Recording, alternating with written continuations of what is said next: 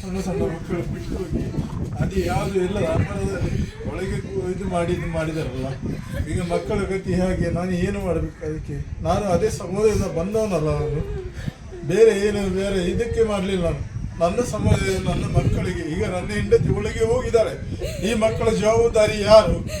ಅವ್ರು ತಗೊಳ್ತಾರಾ? ಅದು ನಾನು ಆಕ್ರೋಶದಲ್ಲಿ ಹೇಳುದು, ಅವ್ರು ತಗೊಳ್ತಾರಾ?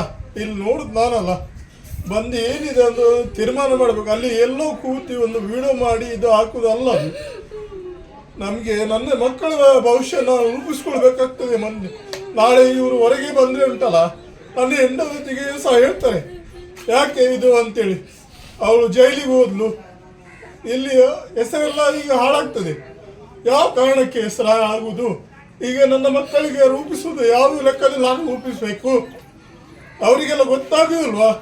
ಅವ್ರ ರಾಜಕೀಯ ಬೇಡ, ನಮ್ಗೆ ಯಾವುದು ಬೇಡ. ಅವ್ರ ರಾಜಕೀಯ ಏನಾದ್ರು ಮಾಡ್ಕೊಳ್ಳಿ, ನಾವು ಇದ್ದಂತ ಇಲ್ಲಿ ನಾವು ಎಲ್ಲ ಮಾಡೋದು ಇಲ್ಲಿ ಕೆಲಸ ಮಾಡುದು. ನಾವು ಈಗೂ ಸಹ ಒಟ್ಟಾಗಿ ಕೆಲಸ ಮಾಡ್ತಿದ್ದೇವೆ. ನಾವು 25 ವರ್ಷಗಳಿಂದ ನಾವು ಇಲ್ಲಿ ಕೆಲಸ ಮಾಡ್ಕೊಂಡು ಬಂದಿದ್ದೇವೆ ನಾವು. ಆದರೆ ಇಷ್ಟು ನನ್ನ ಮಕ್ಕಳಿಗೆ ಮತ್ತೆ ನನ್ನ ಹೆಂಡತಿ ಒಳಗೆ ತಂದು ಕೂಡಿಸಿದ್ರಲ್ಲ, ಯಾವ ಕಾರಣಕ್ಕೆ? ಈಗ ನನ್ನ ಮಕ್ಕಳಿಗೆ ಊಟ ಬಡಿಸೋರು ಯಾರು? ಅವ್ರ ಬಟ್ಟಿ ಬರಿ ಮಾಡೋದು ಯಾರು? ಅದು ಲೆಕ್ಕ ಇಲ್ವ ಅವರಿಗೆ? ಒಂದು ಹೇಳುದಷ್ಟೇ. ಇದರ ಮೇಲೆ ನಿಮ್ಗೆ ನಮಸ್ಕಾರ ಮಾಡ್ತೇನೆ ಗುರುಗಳೇ.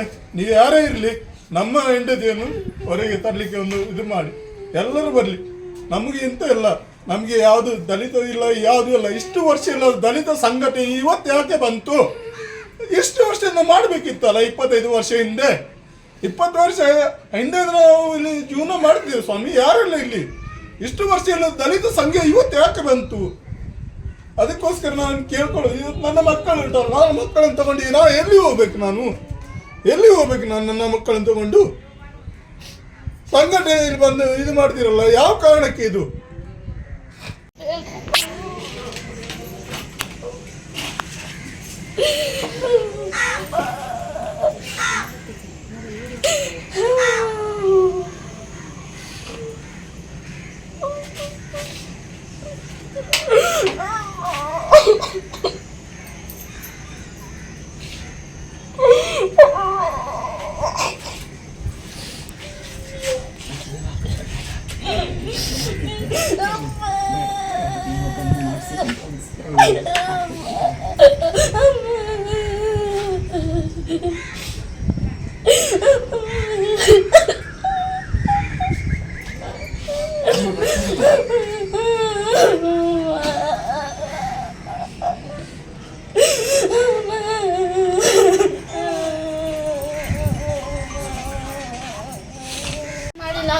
ಇದ್ದೀವಿ.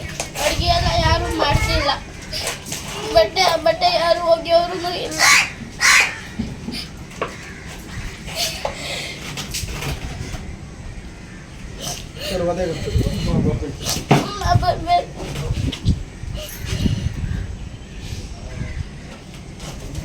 छोड़ो